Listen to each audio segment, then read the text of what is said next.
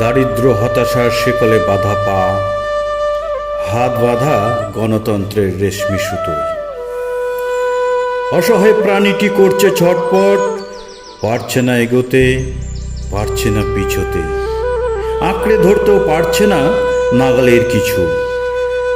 কেবল ফ্যাল ফ্যাল করে দেখছে নির্মল আকাশের অজস্র নীহারিকা। ঘাত প্রতিঘাত, জীবনের ব্যর্থতা, নিরাশায় তার অশ্রু গেছে শুকিয়ে।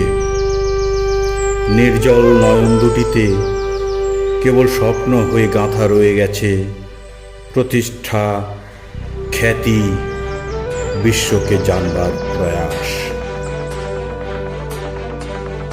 উপেক্ষিত প্রাণীটির হৃদয়ের স্পন্দন, তপ্ত নিঃশ্বাস চাইছে বিশ্বকে ছাড়কার করে দিতে, কিন্তু পারছে না বিবেকের গণ্ডি পেরোতে।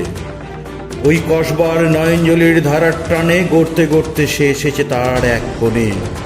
স্তরে স্তরে গ্লানিময় পাক তাকে ঢেকে ফেলেছে প্রায়। ও চিৎকার করে বলতে চাইছে, কে আছো, আমায় মুক্ত করো, আমিও মানুষ, মানুষের মতো বাঁচতে চাই।